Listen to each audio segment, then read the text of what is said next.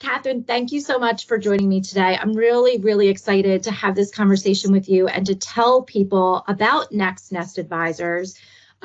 We are, Beacon Bridge Wealth Partners is always looking for strategic partners, and we're so happy to have found one in you. Why don't you give everybody just a little bit of information about who Next Nest is and what it is that you do? Thank you, Megan. I'm delighted to be here today, and I'm delighted to share what I have learned. So I came about this directly by helping my in-laws, and I learned that there's actually a role for a third party to help in understanding senior living options. So I founded Next Nest Advisors to provide contractual, emotional, financial, and logistical expertise in this transition. That's fantastic.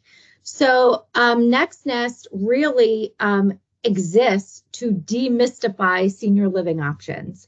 Yes. And some of the people that are watching this video may also remember that we hosted another strategic partner at a different time that was demystifying Medicare, right? These are complex topics that have to do with aging in this country, right? And so we want to make sure that we are providing a little bit of information today about what you're going to be facing as you age in this country around your options for living that will sustain you kind of no matter what happens with your family picture, your health picture, your lifestyle picture. And so, Catherine, please bestow all of the knowledge on us around, what you've learned over doing this work about how much of an endemic this is, really.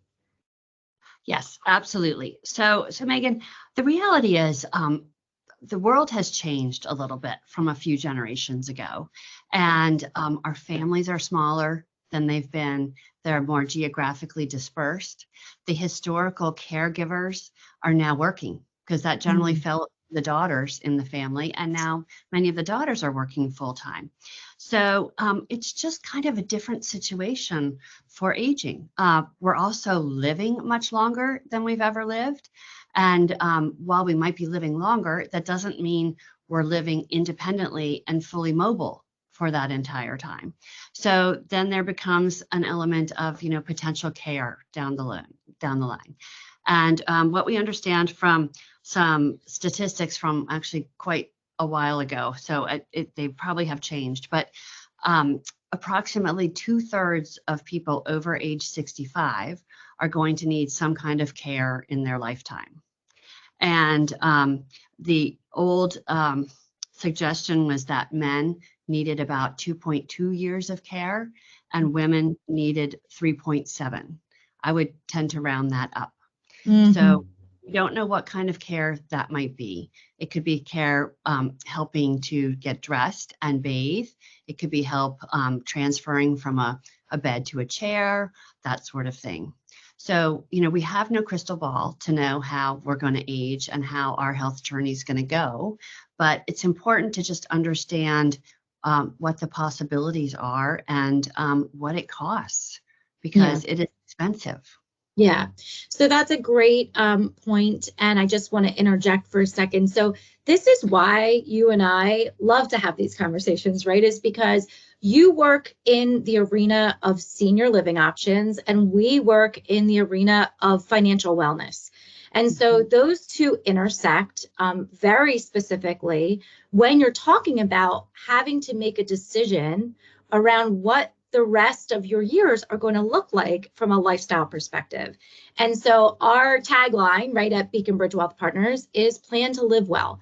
And that planning piece is really the important piece, both from your perspective and my perspective, which is there needs to be a plan. Nobody wants to talk about aging, not being able to be mobile, needing somebody else to rely on. We are independent, proud creatures. And so having that conversation is really hard. But what we're going to do today in this conversation is to make it manageable, right? To provide people with a little bit of information about what does it look like if you plan? What does it look like if you don't plan?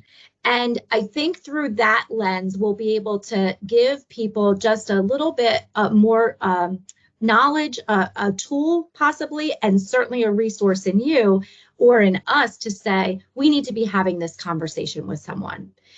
So in our world, in the world of Beacon Bridge Wealth Partners, we believe in total wellness. And in total wellness, we look at money and at, people investing in themselves through the lens of health, relationships, lifestyle, and purpose, along with their money. And today, the conversation is really about the intersection of their money, right? Because this is a really expensive conversation. It really is very expensive to age, especially in this country. And at the intersection of the money with the health, right? Because there's a lot of health implications that are just a part of aging naturally. Relationships. So you mentioned before, who's the caregiver and what does that relationship look like? And certainly the lifestyle. Where are you going to live? Does it support you throughout your aging years? And is it the best decision for you? Because there's a lot of implications that come along with that decision.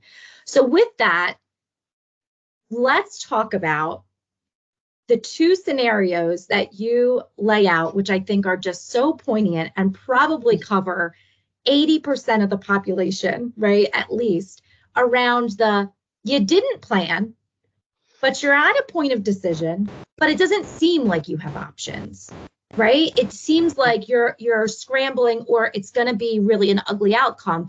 Talk about the people that don't plan, that don't have the conversation soon enough. Sure. So let me just provide a little background in advance so people have an idea of what kind of numbers we're talking about. So in terms of care, if you need memory care, for example, that is often more than $450 a day. And if you need skilled nursing, which is the highest level of care, that's over $500 a day. Around here, it's largely $520 a day. That is not covered by Medicare. Living is not covered by Medicare. It is private pay. So we need to be able to cover the care that we might need ourselves. Also, so many people say, oh, I'm just going to age in place in my home and I'll bring in the help I need when I need it. Well, something to keep in mind is with the demographic shifts that we have in our country, our population is aging at a rapid rate. 20% of our population is going to be over age 65 by 2030. That's 72 million people. While that's happening, our birth rate's declining. So resources are going to be limited of, people available to come to your home to take care of you. And those who do come to the home, it's generally around $40 an hour. And often there's a minimum of 4 hours. So that adds up as well. So there are lots of financial implications tied up in this process. Yeah. So the whole thought is to come up with a plan for aging down the road. And so as you said, if you haven't really made a plan, but maybe you're in your early 70s, that's not too late. In fact, it's a good time to start thinking about it and doing your research.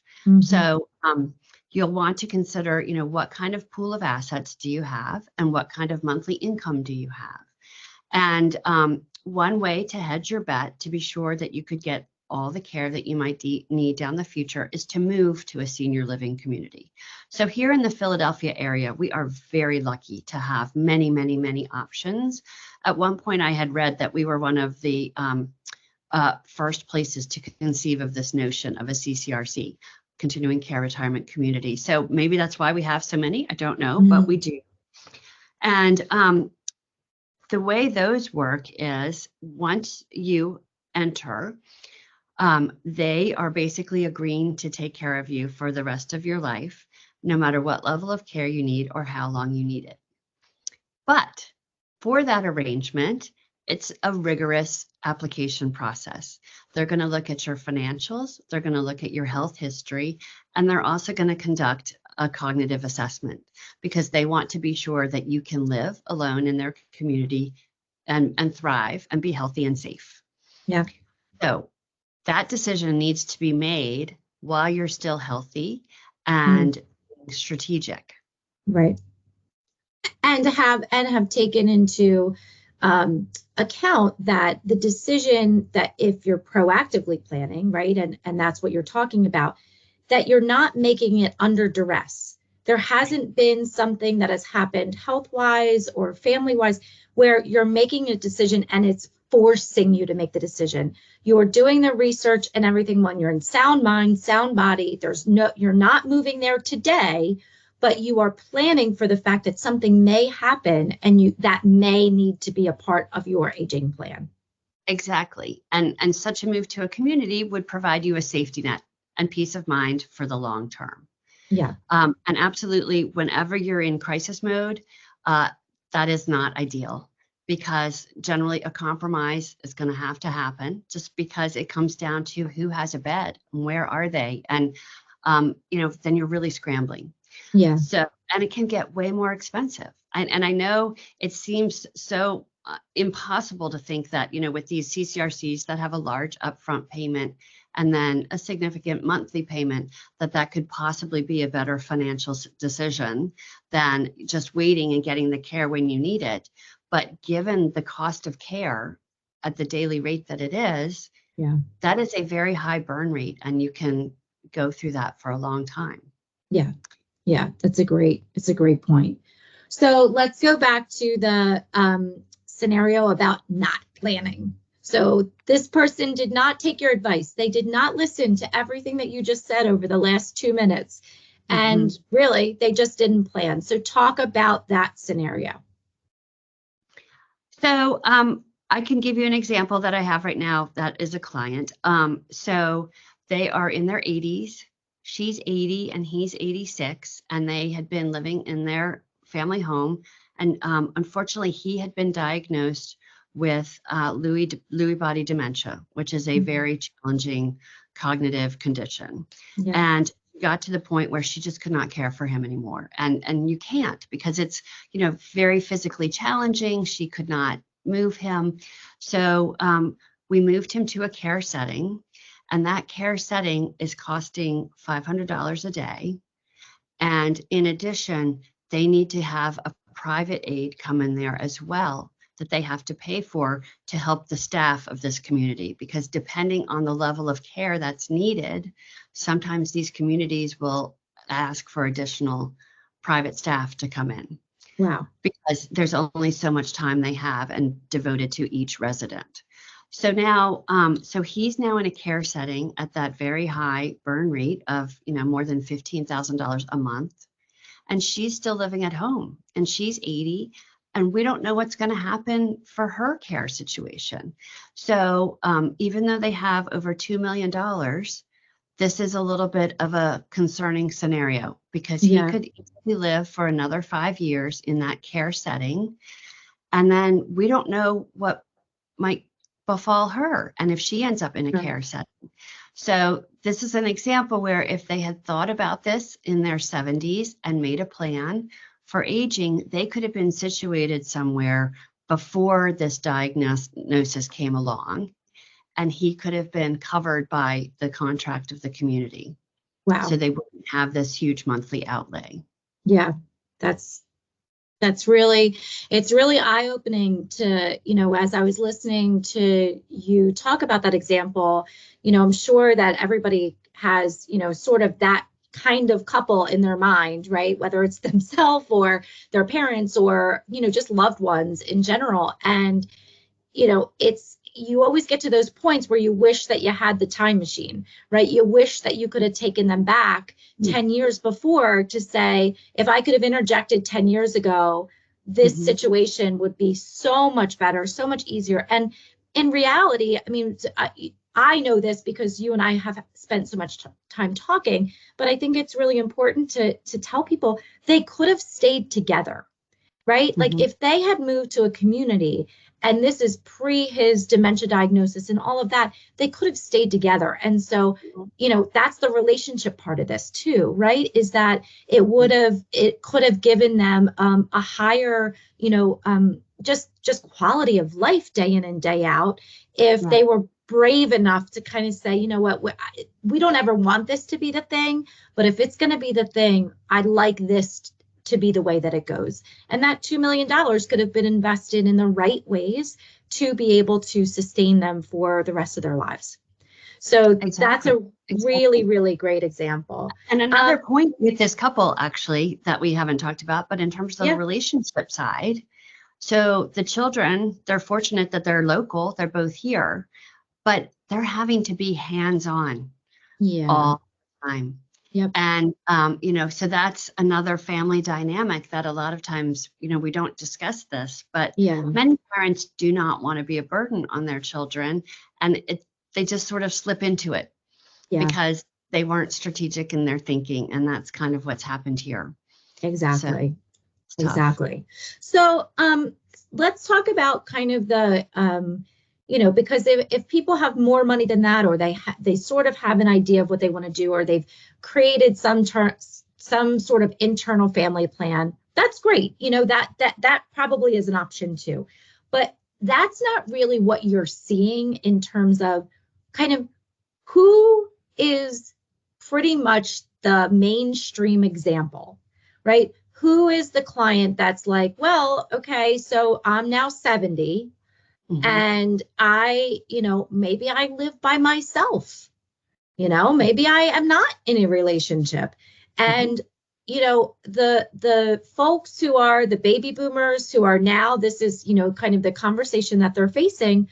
When they were in their 30s, 40s, 50s, the goal was to have $1 million in retirement. I mean, that was, then it was like, man, if you had $1 million, forget it. Like, you're good. You are, golden. Yeah. And so talk a little bit about, because that's really what you're seeing, right? And what are the choices that people in their early 70s, maybe they're by themselves, maybe they have $1 million. What are the choices there around their options? So thank you for bringing that up, Megan. So the category that you're talking about there is what we call solo agers. So this is one of the largest growing demographic groups right now. So these are people that may have never married, or maybe they're divorced and they never had children. So they're aging on their own. And they need to be even more thoughtful about what their plan for aging is going to be, because who is going to be the person that they look to for help? Who is going to be their power of attorney who's looking out for their healthcare issues or their financial issues? These are real roles that need to be filled. So being strategic early is so important, and being thoughtful. In that way. Absolutely.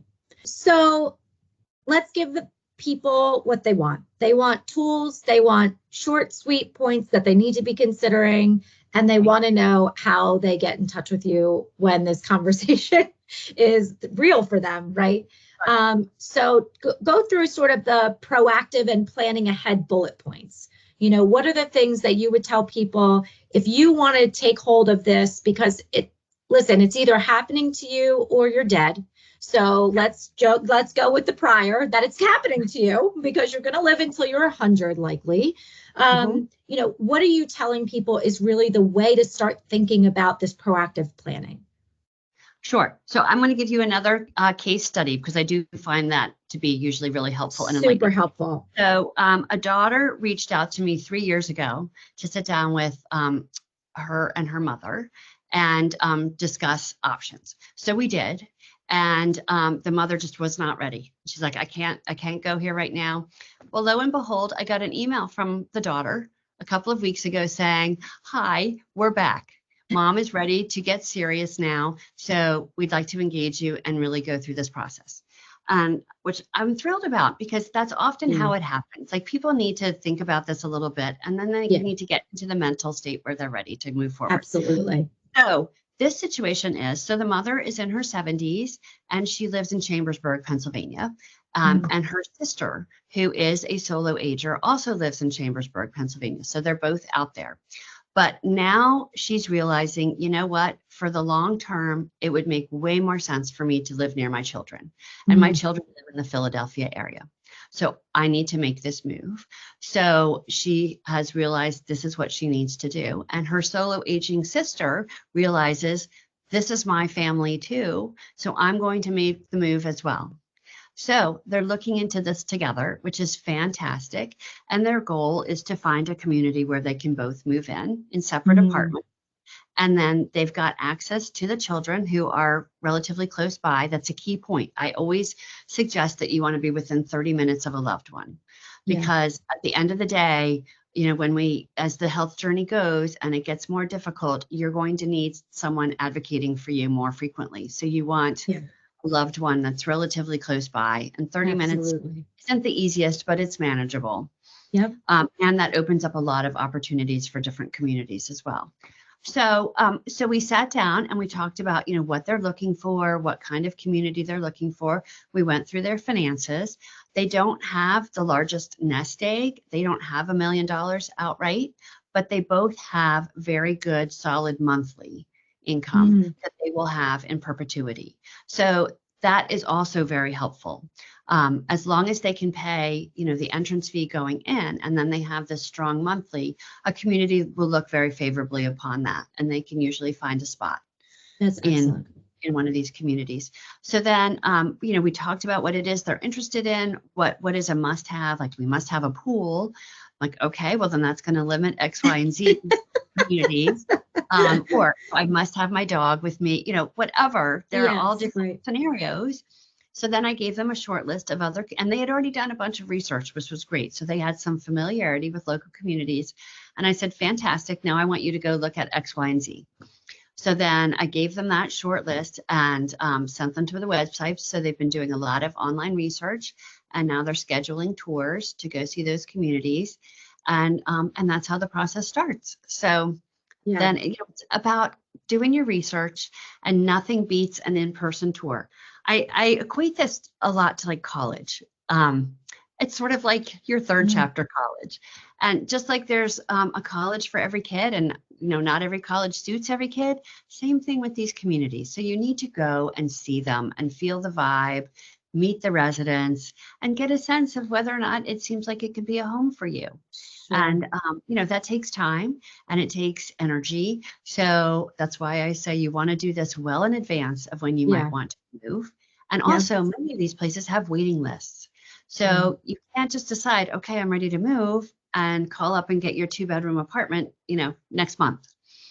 So many times it's years of a wait, 2 to 3 years. So which is why your recommendation is like, listen, don't let it go beyond 75. If you're approaching or at 75, that's really kind of the magic number, right? So. To say, like, you need to do the work now, because to your point, you could be 80 and still haven't gotten a call back from your number one choice, right? Right. And it's a fine balance of health, right? You need to be healthy, so you never know when a diagnosis might crop up or something might happen. Exactly. So sooner is better, and information is power. Yep, absolutely. So let's, I'm just going to take a short turn to, let's say that somebody is listening to our conversation and they're like, listen, ladies, I'm never moving into a senior care facility. In my mind, I equate that with death, and I'm not doing it. It's just not happening. But there's still the same 3 considerations, right? For I'm going to stay at home, right? Listen, I love my house. My house is manageable. I have, people are taking care of my house, but I'm going to stay here. The ones that you kind of outlined earlier about the considerations of moving into the communities were cost, care, and being within that, 30-minute radius of family and your network. So take senior living places out for a second, and through that lens, if they're staying home, what are your considerations, right? Because if that's just not an option for them, or they can't wrap their brains around that, we also want there to be a good list of information for the people that want to stay home too.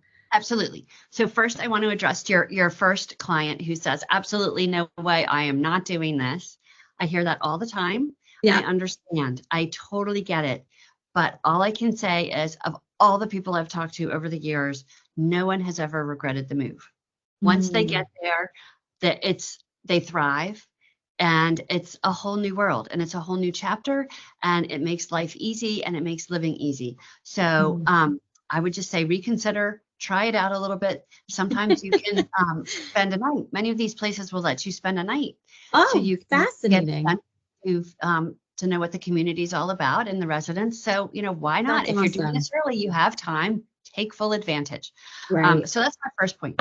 But yes, of course, there are many people that are going to stay at home.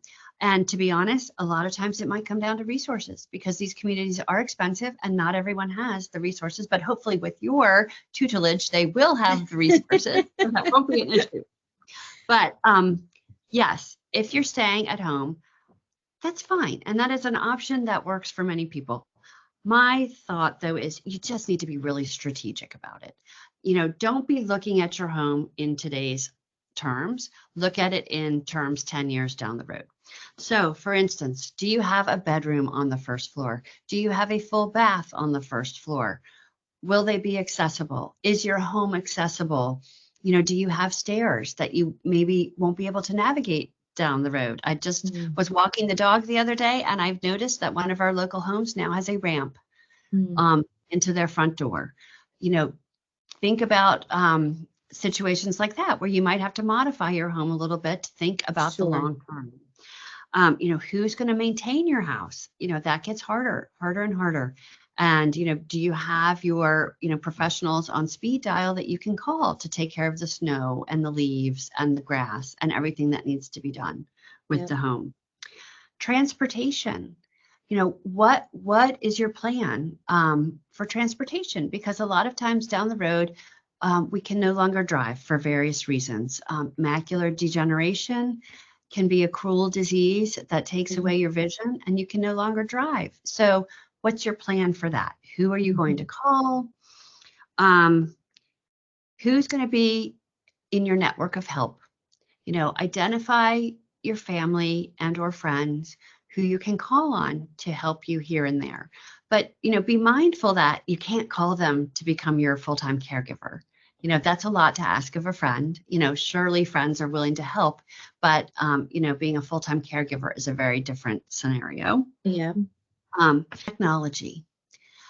I am learning more and more about these great companies that are out there that can help you stay in your home, but you need to embrace technology. Try to stay up with a smartphone. A smartphone can go so far to keep you independent in your own home. Between Uber, that can cover your transportation, it can cover grocery delivery, it can cover, all kinds of things. And then if you do start to have conditions like macular degeneration, there are accessibility controls on your phone that enable you to be able to interact longer and easier.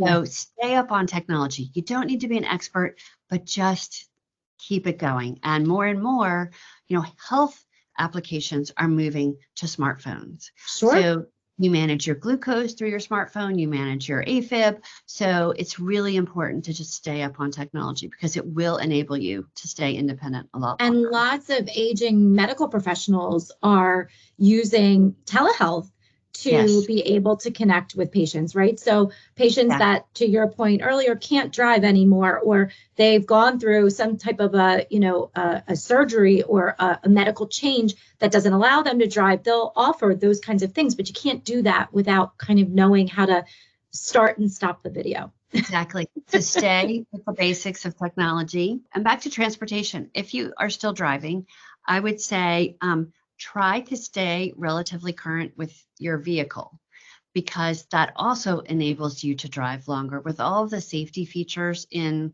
cars nowadays, it can be really helpful, and especially if you start to have mobility limitations. But if you wait too long, that technology will have leapfrogged so far forward that it's overwhelming. So if possible, and you can stay somewhat current with your vehicle, I think that's a good idea. And my very last point is, I think, actually the most important point. And that is, you need access to community and people. So if you're living alone, you need to be sure you have figured out a way that you're going to stay plugged in, whether it's a faith-based organization, a senior community, a volunteer organization, somehow you need to be sure that you're having regular interaction with people.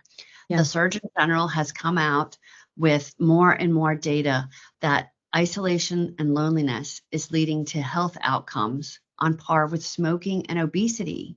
It is so important that we are around people.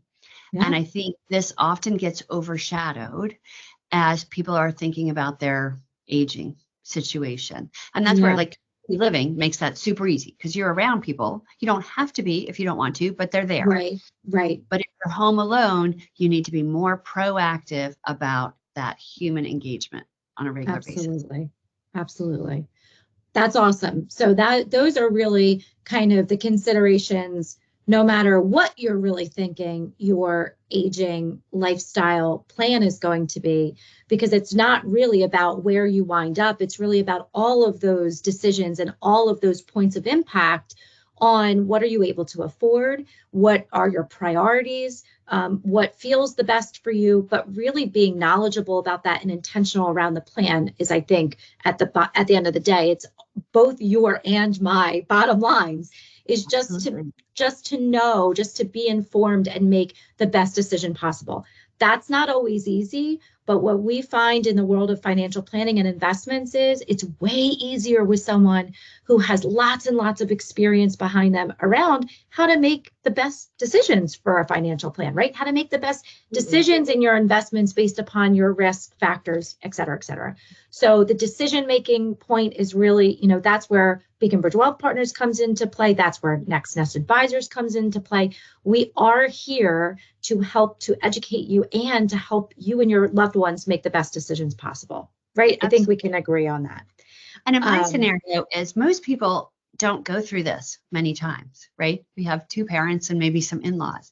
Right. So it's brand new if you haven't been through it before, but now I've been through it many, many times with lots of different scenarios. So, I can share all of those learnings in the hope of making it a smoother, easier transition. Yep.